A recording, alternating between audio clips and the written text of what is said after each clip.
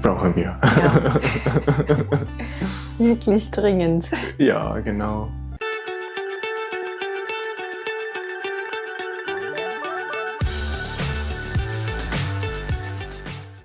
Hallo, Hallo. herzlich willkommen in Isayu Channel. Wir reden heute Über was ist so gut an Japan, was wir gerne in Deutschland hätten. Zum Beispiel, du kommst ja aus Japan Ja, genau. und ich habe ein Jahr in Japan gelebt. Und es gibt einfach Dinge, die es hier in Deutschland nicht gibt. Momentan leben wir in Deutschland und wir finden ein paar Dinge in Japan einfach auch besser, die wir denken, das wäre super gut, wenn Deutschland das auch hätte. Ja, ich denke, ja, erstens brauchen wir auf jeden Fall Konbini. Ja, Ja, Convenience Store, also wie Kiosk oder eher ein kleiner Supermarkt. Ja, ja, und Konbini-Supermärkte in Japan haben 24 Stunden lang geöffnet. genau. Das ist der Riesenvorteil. Und ich glaube, das ganze Jahr und vielleicht nur einen Tag oder so geschlossen. Glaube nicht, sogar wirklich Immer. immer 365 Tage und 24 Stunden und immer arbeitet jemand. Mhm. Und dann immer, ja, Konbini ist immer gleich, wenn man reingeht und dann rechts, das heißt am Fenster gibt es Bücher und die linke Seite meistens für Tisch oder für nicht Essen, sondern Du meinst so Haushaltsdinge Haushalt. wie Genau. auch zum Saubermachen Handschuhe oder wenn man mal Socken braucht, gibt es Ja, auch. genau, verschiedene Ja. so Servietten. ja, genau, oder Ja. Unterhose oder Band-Aid oder Batterie. Ja. Ja, dann wenn man weitergeht, so Getränke.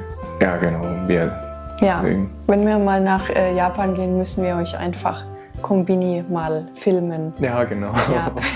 Ja, man kann wirklich alles kaufen. So Bücher oder Getränke Ja. oder Alkohol Essen. oder ja, genau, Süßigkeiten, Essen, Frühstück oder Mittagsessen oder Abendsessen. Ja, in Japan muss man eigentlich gar nicht mehr selbst kochen, Genau. sondern im Konbini gibt es einfach alles. Auch fertige Gerichte, die man einfach so kaufen kann und einfach in die Mikrowelle und dann fertig. Ja, das würden wir uns sehr wünschen, wenn es das in Deutschland auch geben würde. Genau. Es gibt nur ein paar Probleme. Zum Beispiel in Deutschland gibt es Feiertage, wo wirklich niemand arbeitet. Ich glaube, das wird sich auch nicht ändern. Ja, Oder genau. am Sonntag arbeitet man hier ja nicht.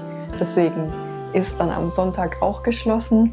Das wird sich auch nicht ändern. Ja, schön. Und die Deutschen haben beim Arbeiten wichtige Rechte.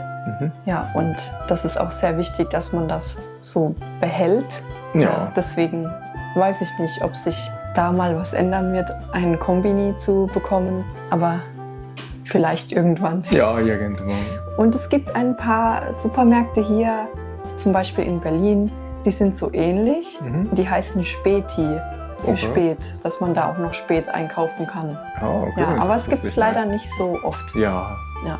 aber ich finde wirklich praktisch, wenn mein Supermarkt bis 24 Uhr geöffnet ist. In Deutschland zum Beispiel finde ich sehr, sehr praktisch. Wenn man Abendessen kocht oder abends einen Wein trinken will und man hat nichts mehr zu Hause, ist das schon wirklich praktisch. Ja, genau. Und zweitens brauche ich oder finde ich schön, dass man in einem Supermarkt in Japan frische Fisch kaufen kann. Das finde ich wirklich toll und Ja. wirklich die Fische schwimmen im Wasser noch. Ah, sie leben noch. Ja, Fisch leben noch und dann kann man wirklich sehen und finde ich wirklich toll. Ja, es macht mir wirklich Spaß zu gucken. Ich glaube, das Problem in Deutschland ist, da wir nur die Nordsee oben haben, ist der Fischtransport im Ja, Wasser genau. nach ganz Deutschland Ja. vielleicht ein bisschen schwierig. Ja, Ja. genau, und bestimmt teurer wegen Transport. Ja, das ist wirklich schade. Ja.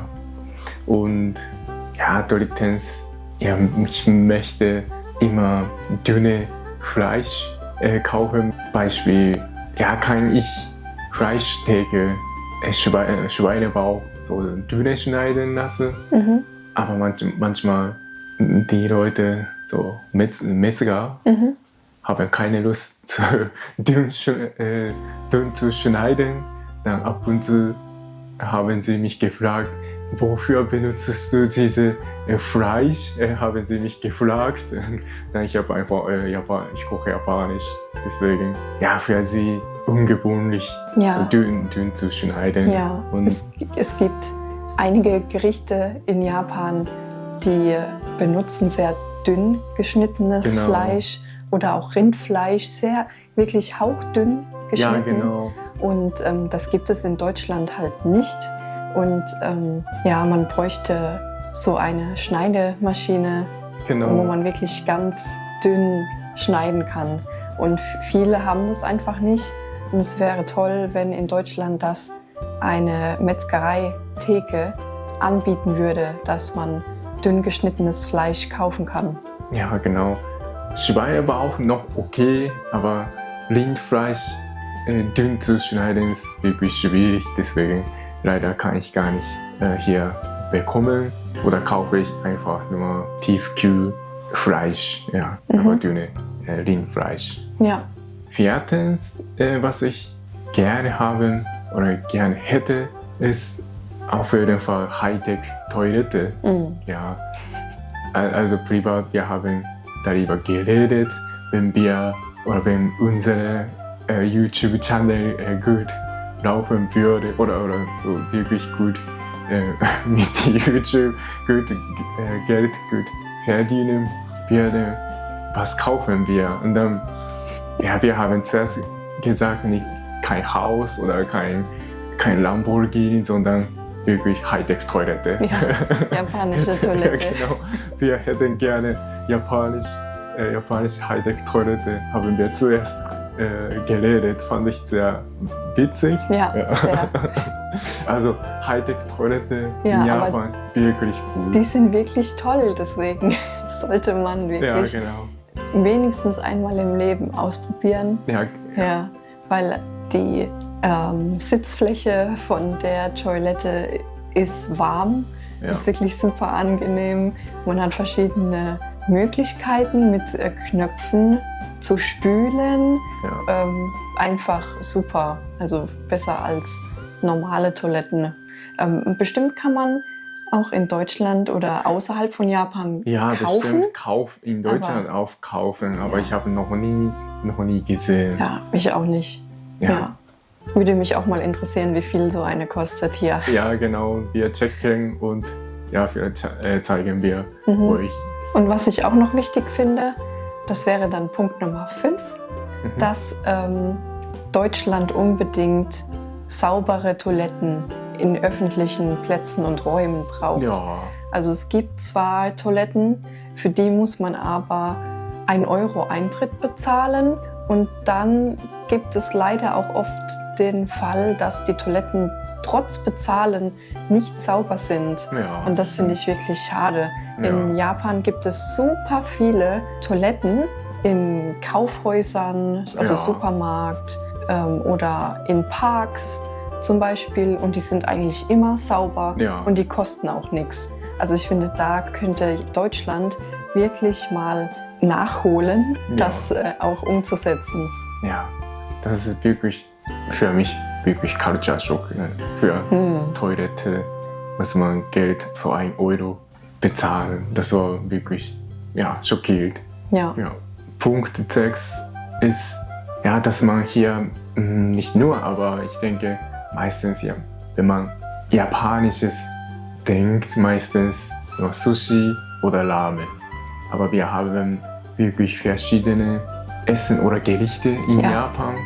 So viele. Ja, genau. Beispiel Gyudon. Gyudon ist Rindfleisch und mit Reis. Ja, Gyudon ist wirklich lecker. Und Ja, ich fände es super toll, wenn es ein Gyudon-Restaurant in Deutschland geben würde. Ja, Ja. ja, Gyudon-Restaurant, zum Beispiel Yoshinoya. Und dann kann man wirklich, wie viel kostet? Nur 4 Euro. Kann man wirklich ein Donburi, so Schuss Reis und Fleisch. Dann kann man wirklich viel essen, sogar wenn man satt. Deswegen finde ich wirklich praktisch, wenn man keine Zeit hat oder einfach allein geht, kann man essen, dann satt, nur 4 Euro. Ja. Also finde ich gut. Genau, oder Okonomiyaki, japanische Pfannkuchen. Es Ja, gibt genau. zwar schon ein paar Ja, so Restaurants in Deutschland. ja, Beispiel Frankfurt oder Düsseldorf oder Ja. vielleicht Berlin oder Ja. München, bestimmt große Städte gibt es bestimmt, aber meistens so kleine Stadt gibt es nur Sushi oder Ramen. Und ich denke auch, dass Sushi zum Beispiel, die Zutaten sind manchmal teuer und die anderen Gerichte sind sogar günstiger. Ich Ja. denke, das Restaurant würde damit auch wirklich gut laufen. Ja, Ja, weil du auch gesagt hast vorhin, kann man einfach alleine hingehen, essen. Bei Gyudon-Restaurant finde ich noch ein guter Punkt, wenn es in Deutschland auch mehr Restaurants gäbe, die auch für Singles oder alleine weggehen Ja. gut geeignet sind. Weil in Japan ist das ganz normal, ja, aber hier in Deutschland gar nicht. Aber ich denke, viele würden hingehen. ja, einfach wirklich praktisch. Einfach hingehen und ja, allein essen, dann wieder weg. Meistens in Deutschland, ich weiß es nicht, McDonald's oder Döner essen.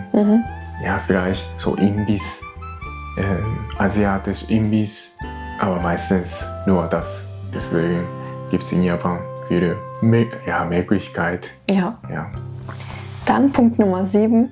Es wäre wirklich schön, wenn in Deutschland, wenn die Leute krank sind, dass sie wieder Maske tragen.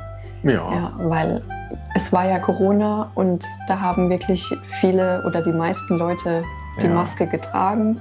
Und in Japan ist das aber ganz normal, auch vor Corona schon, dass wenn jemand krank ist, zieht man eine Maske an, damit man die Leute in der Nähe nicht anstecken kann. Ja, genau. Ja. Als ich in Japan war, im Winter immer Maske getragen, obwohl ich gar nicht krank war. Ja, Deswegen. man verhindert dadurch auch, dass man krank wird. Ja, genau. Deswegen, wenn ich im Zug war, hatte ich immer Maske getragen. Ja, aber als ich hier, vor Corona, als ich Maske hatte, haben viele mich komisch angeschaut, als hätte ich so große Krankheit. Deswegen, danach habe ich einen Freund gefragt, hey, wieso findet ihr komisch? Und dann der Freund, haben mir gesagt, ja, in Deutschland meistens keine Maske. Ja. Aber nach Corona haben paar wenige Leute noch Maske. Aber finde ich wirklich besser, wenn man krank ist. Und Ja. sollte man einfach Maske tragen, finde ich angenehm. Ja, finde ich auch gut. Und zusätzlich, wenn es wirklich sehr kalt draußen ist, schützt die Maske vor dem sehr kalten Wind. Ja. Das ist auch super praktisch. Ja, sehr Ja. praktisch, ja. Oder wenn man als Frau mal keine Lust hat, Make-up zu tragen, dann kann man auch Maske tragen. Ja, so in Japan. Machen viele, gell? Ja, Ja. so Japanerinnen oft immer morgens immer Maske und mit Sunglass. weil No Make, so Japanerinnen, so mit No Make meistens immer Sunglass und Maske. Deswegen finde ich praktisch und Ja. finde ich ein bisschen komisch, aber ja, das ist sehr praktisch. Und es gibt ja auch sogar in die Maske, wenn man zum Beispiel so denkt, es riecht schlecht draußen, dann gibt es auch so gut riechende Öle oder so, was man in die Maske innen reinmachen kann. Ja. Oder wenn wirklich super kalt ist, gibt es sogar so Heat Pack Ah, irgendwie, die man benutzen kann, in die Maske reinlegen. Also es gibt wirklich super coole Möglichkeiten. ja, wirklich Ja. praktisch. Ja. Ja, aber generell, ja, Maske tragen wäre wieder super, wenn die Leute mehr Rücksicht auf andere Leute nehmen würden. Ja. Ja, Punkte 8 ist, ja, dass ich gerne Sento oder Onsen in Deutschland hätte. Ja, finde ich wirklich praktisch. Sento ist öffentliche Baden. Ja, ein Badehaus. Ja, Badehaus. Dann kann man einfach, ich kann einmal 5 Euro, glaube ich, ungefähr, und einfach hingehen. Oder 300 Yen, also deswegen sogar noch günstiger, vielleicht 4 Euro oder 3 Euro. Dann kann man einfach hingehen, dann ja, kann man gut baden. Dann gibt es auch Sauna, finde ich sehr, sehr praktisch. In Deutschland zwar gibt es so Bade oder Therme, aber meistens 25 Euro, 30 Euro einmal. Und dann zwar kann man dort essen oder schwimmen, aber finde ich zu teuer, nur zu baden. Also nur 3 Euro kann man einfach baden. Ja, also Onsen ist eher etwas, was draußen ist. Und eigentlich auch oft natürliche, also Naturquelle. Ja, genau. Und Sento ist nicht so wie bei uns in Deutschland klassisch das Schwimmbad, sondern Sento ist eher ein Badehaus mit vielen verschiedenen so Becken, wo sich Leute einfach nur reinsetzen und dann im Wasser entspannen. Genau. Ja. Und manche reden auch gerne, also treffen sich so zum Reden, entspannen. Ja, genau. Ja, das ist wirklich angenehm und kann man sich dort erholen. Deswegen gehe ich gerne hin. Ja. Dann Punkt 9 ist, ich finde in Japan, was mir persönlich sehr aufgefallen ist, Japan hat eine sehr gute Struktur, was öffentliche Bepflanzung angeht.